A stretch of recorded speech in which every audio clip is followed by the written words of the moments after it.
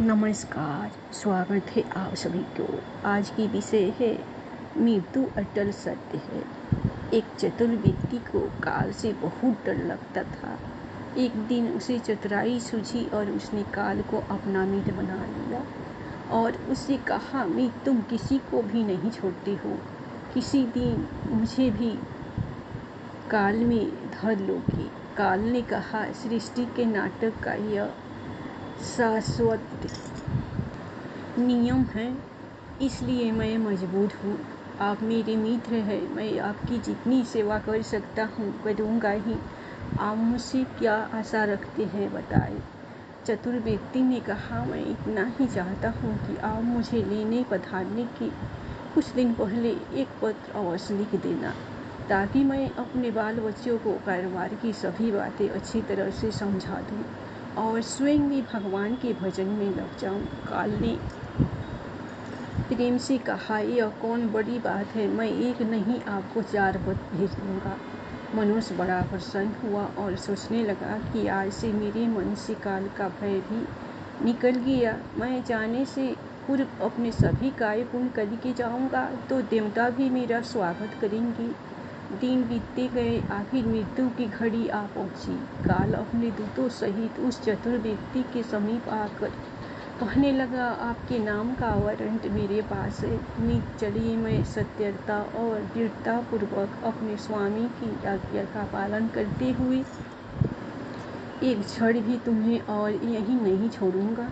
मनुष्य के माथे पर बल पड़ गए, भुकुटी तन गई और कहने लगा, धिक्कार है तुम्हारे जैसे मित्र पर। मेरे साथ विश्वासघात करते हुए तुम्हें लज्जा नहीं आती। तुमने मुझे वचन दिया था कि लेने आने से पहले पत्र लिखूंगा। मुझे बड़ा दुख है कि तुम बिना किसी सूचना के अचानक दूतों सहित मेरे ऊपर चढ़ आए।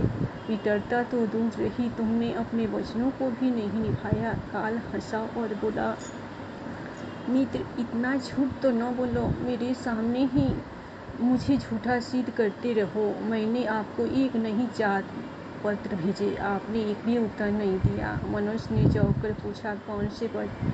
कोई परिणाम है? मुझे पत्र प्राप्त होने की कोई डाक रसीद आपके पास है तो दिखाओ। काल ने कहा, मित्र घबराओ नहीं, मेरे 4 पत्र इस समय आपके पास मौजूद है। मेरा पहला पत्र आपके सिर पर चढ़कर बोला, आपके काले सुंदर बालों को पकड़कर उन्हें सफ़ेद कर दिया और यह भी कहा कि सावधान हो जाओ, जो करना है कर डालो। नाम बढ़ाई और धन संग्रह के झंझटों को छोड़कर भजन में लग जाओ। पर मेरे पत्र का आपके ऊपर जरा भी असर नहीं हुआ। बनावटी रंग लगाकर अपने बालों को फिर से काला कर दिया, पुनः जवान बनने के सपने में खो गए। आज तक मेरे श्वेत अक्षर आपके सिर पर लिखे हुए हैं। कुछ दिन बाद मैंने दूसरा पत्र आपके नेत्रों के प्रति भेजा। नेत्रों की ज्योति मंद होने लगी, फिर भी आंखों पर मोटी शीशी चढ़ाकर आप जगत को देखने का प्रयत्न करने लगे। 2 मिनट भी संसार की ओर से आंखें बंद करके ज्योति स्वरूप प्रभु का ध्यान मन में नहीं किया। इतने पर भी सावधान नहीं हुए तो मुझे आपकी दीन दशा पर बहुत तरस आया और मित्रता के नाते मैंने तीसरा पत्र भी भेजा। इस पत्र ने आपके दांतों को छुआ, हिलाया, तोड़ दिया और आपने इस पत्र का भी जवाब देखकर नकली दांत लगवाए और जबरदस्ती संसार के भौतिक पदार्थों का स्वाद लेने लगे। मुझे बहुत दुख हुआ है कि मैं सदा इसके भले ही सोचता हूँ और यह हर बात एक नया बनावटी रास्ता अपनाने को तैयार रखता है।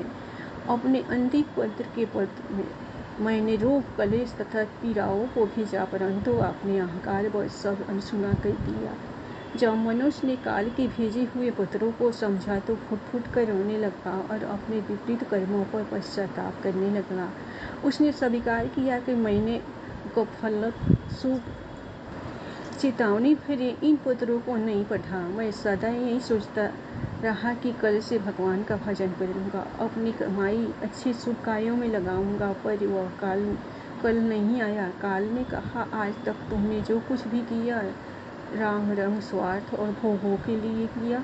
जानबूझकर ईश्वरीय नियमों को तोड़ना जो करता है वह अक्षमय है। मनुष्य को जब बातों से काम बनते हुए नजर नहीं आया तो उसने काल को करोड़ों की संपत्ति का लोभ दिखाया। काल ने हंसकर कहा, यह मेरे लिए धूल है। लोभ संसारी लोगों को वश में कर सकता है, मुझे नहीं। यदि तुम मुझे लुभाना ही चाहते थे तो सच्चाई और शुभ कर्मों का धन संग्रह करते। काल ने जब मनुष्य की एक भी बात नहीं सुनी तो वह हाय हाय करके रोने लगा और सभी संबंधियों को पुकारा, परंतु काल ने उसके प्राण पकड़ लिए और चल पड़ा अपने गंतव्य की ओर। इस कहानी से हमें यह सीख मिलती है कि समय के साथ उनकी निशानियों का देखकर तो कम से कम हमें प्रभु की याद में रहने का अभ्यास करना चाहिए। और सभी को कलयुग का अंतिम समय है, इसमें तो हर एक को, चाहे छोटा हो या बड़ा, सबको प्रभु की याद में रहकर ही कर्म करते हैं। धन्यवाद। आप लोगों को ये कहानी पसंद आई होगी तो आप लोग दिल खुलकर प्रभु के नाम पर लाइक सब्सक्राइब जरूर कीजिए।